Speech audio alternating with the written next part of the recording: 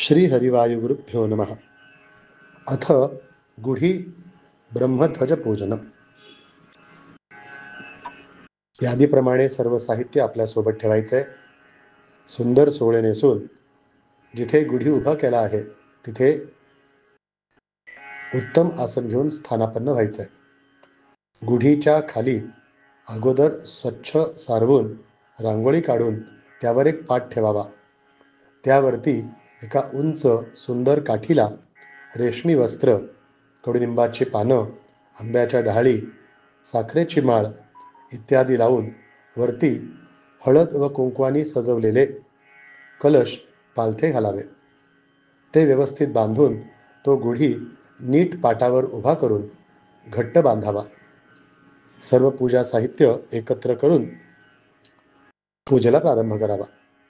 सुरुवातीला घरातील ज्येष्ठ व्यक्तींना, देवांना नमस्कार करून स्थानापन्न व्हावे. गुढीपाडव्याच्या ब्रह्मध्वजाच्या पूजाआधी घरातील देवांची पूजा होणे आवश्यक. आता आपण पूजेला प्रारंभ करूया. अगोदर स्वतःच्या कपाळाला गंध अथवा कुंकू लावून घ्यायचंय. ओम स्वस्ति न इंद्र वृद्धश्रवः स्वस्ति न पूषा विश्ववेदा स्वस्ति नस्तारक्षो अरिष्टनेमी स्वस्ति न बृहस्पतिर्दधातु. ओम 3 वेळा पाणी प्यायचंय आणि एकदा पाणी खाली सोडायचंय. ओम केशवाय नमः, ओम नारायणाय नमः, ओम माधवाय नमः, ओम गोविंदाय नमः. परत एकदा 3दा पाणी पिऊन एकदा पाणी खाली सोडायचं. पुनराचम्य ओम केशवाय स्मः, ओम नारायणाय नमः, ओम माधवाय नमः, ओम गोविंदाय नमः. हात जोडून आपल्या शरीरातील भगवंताच्या इतर 20 स्थानावरच्या विशेष स्वरूपांचे स्मरण करायचे.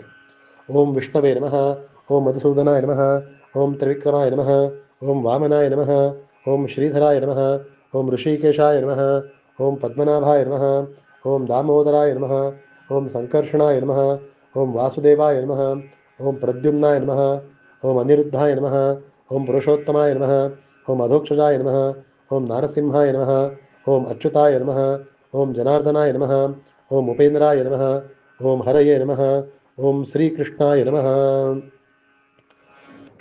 आता हातावर थोडे पाणी घेऊन व्यवस्थित प्राणायाम करायचा. म्हणजे डाव्या नाकपुडीतून मोठा श्वास घ्यायचा, तो काही काळ पोटात कोंडायचा आणि मग उजव्या नाकपुडीतून सोडायचा. प्रणवस्य परब्रह्म ऋषी देवी परमात्मा देवता देवी गायत्री छंदः प्राणायामे विनियोगः. ओम भूः ओम भुवः ओम स्वः ओम महा ओम जनः ओम सत्यम ओम तत्सवितुर्वरेण्यं भर्गो देवस्य धीमहि धियो यो नः प्रचोदयात्. आपो ज्योतिरसोमृतं ब्रह्म भूर्भुवस्वरोम. हातावरनं पाणी सोडायचं म्हणजे हात धुवून घ्यायचा. आता 2 दाणे तांदूळ हातामध्ये घ्यायचा आणि संकल्प म्हणायचा आहे. शुभे शोभनसुमुहूर्ते विष्णुराज्ञः प्रवर्तमानस्य अद्य ब्रह्मणा द्वितीये परार्धे श्रीश्वेतवराह वैकल्पे वैवस्वतमन्वन्तरे कलियुगे भरतवर्षे भरतखण्डे जम्बूद्वीपे दण्डकारण्यदेशे गोदावर्याः दक्षिणे तीरे शालिवाहनशके बौद्धावतारे श्रीरामक्षेत्रे. तुमचं जे गाव आहे त्या गावाचं नाव घ्यायचं. श्री कोल्हापूर क्षेत्रे अस्मिन् वर्तमाने चांद्रमानेन श्री शके 1947 श्री विश्वावसुनाम संवत्सरे वसंत ऋतौ चैत्रमासे शुक्लपक्षे अद्य प्रतिपदान्तिथौ रविवासरे रेवती दिवस नक्षत्रे ऐन्द्रयोगे भव तथा बालवकर्णे. अद्य स्वतःचं नाव घ्यायचं आणि नावाबरोबरच आपले गोत्र माहिती असेल तर गोत्र घ्यायचा, नसेल तर काश्यप गोत्र म्हणायचं. नाना गोत्रोद्भवस्य म्हणायचं मम. पुढचे मी संकल्प म्हणतो. आत्मनः सकलशास्त्रपुराणोक्त फलप्राप्त्यर्थम अस्माकं सहकुटुंबानां सपरिवाराणां क्षेम स्थैर्य दीर्घायु आरोग्य ऐश्वर्य कुलाभिवृद्धि अभीष्टफलसिद्ध्यर्थम अस्मिन् प्राप्त नूतन संवत्सरे अब्दान्तः नित्यमङ्गलवाप्तये प्रतिसंवत्सरविहितम् आरोहणपूर्वकं यथा ज्ञानेन पञ्चोपचारैः ब्रह्मध्वजपूजनम् अहं करिष्ये. आदौ निर्विघ्नता सिद्ध्यर्थं महागणपती स्मरणं करिष्ये. पाटावरती थोड्या अक्षता घालून गणपतीचे स्मरण करायचे.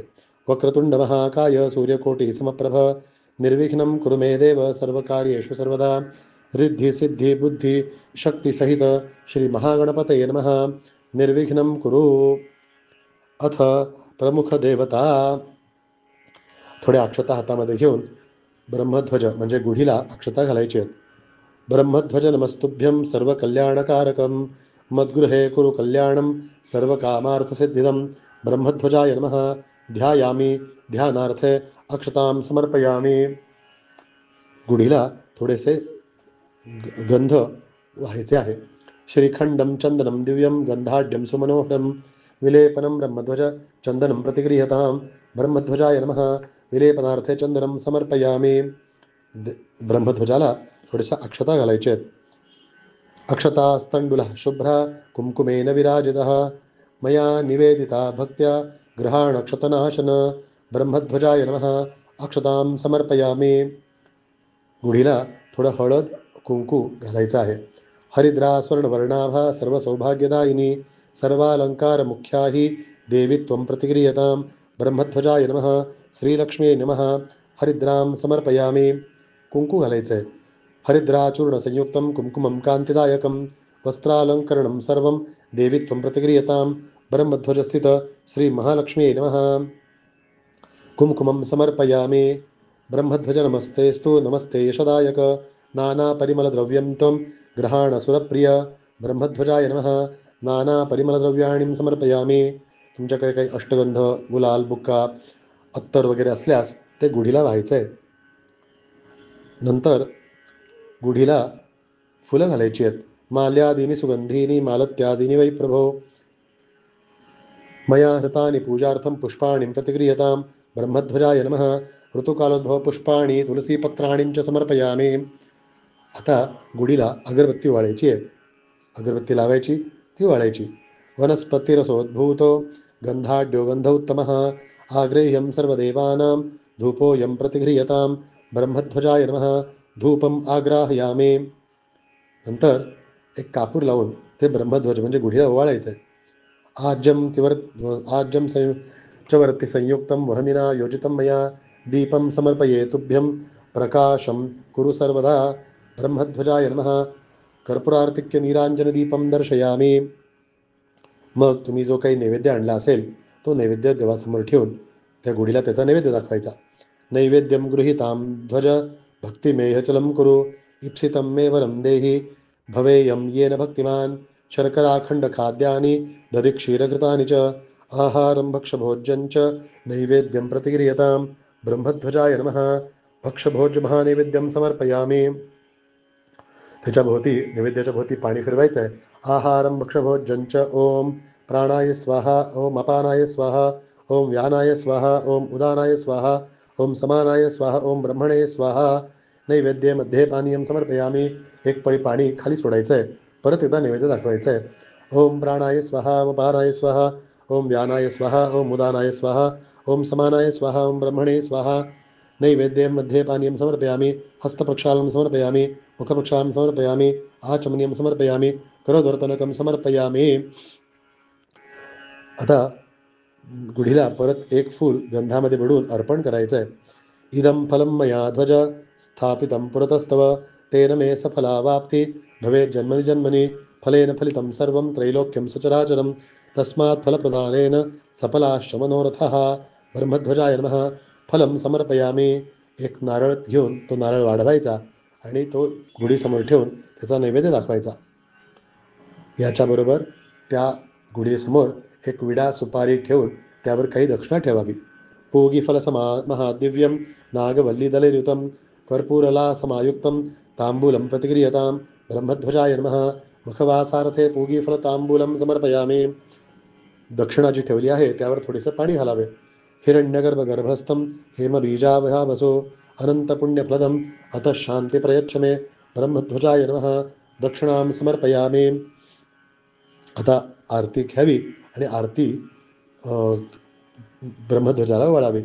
चंद्रादित्यौ च धारणी विद्युत अग्निस्तथैव च त्वमेव सर्वज्योतिषीं आर्तिक्यं प्रतिगृह्यतां.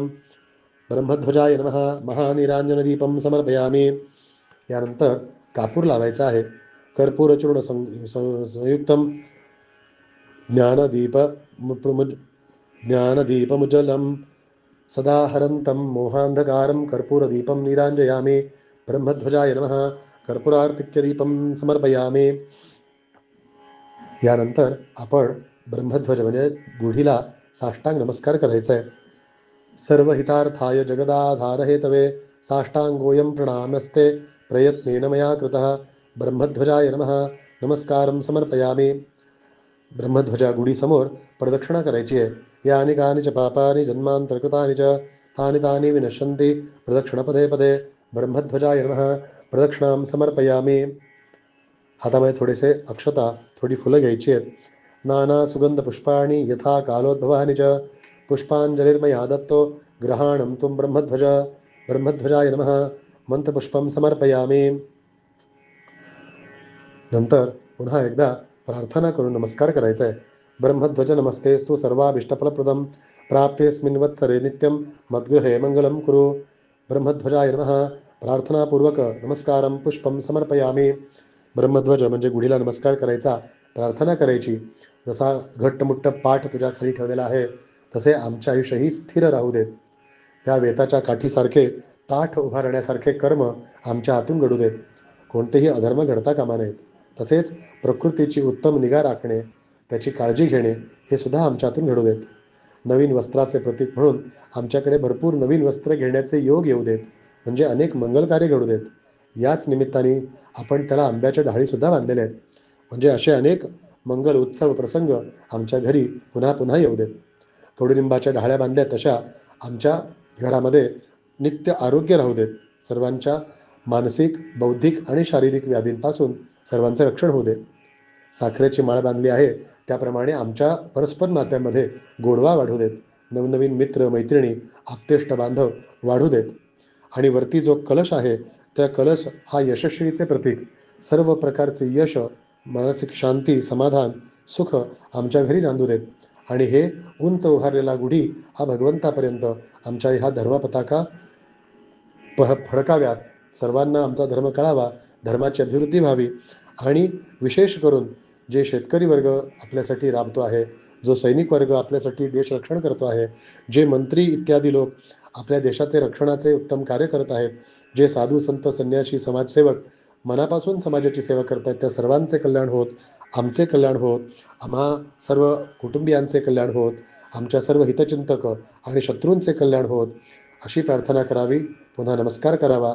जे काही गोड असेल ते गोड प्रसाद सगळ्यांना वाटावेत आणि नंतर पंचांग श्रवण करावं. जो या पद्धतीने गुढीची पूजा करतो त्या ब्रह्मध्वजाच्या माध्यमातून वैश्विक लहरी आपल्या घरात उतरून सर्व प्रकारच्या सुख, शांती, समाधान घरात प्राप्त होतात, असा शास्त्राधार आहे. शुभम भवतु. तत्सत कृष्णार्पणमस्तू.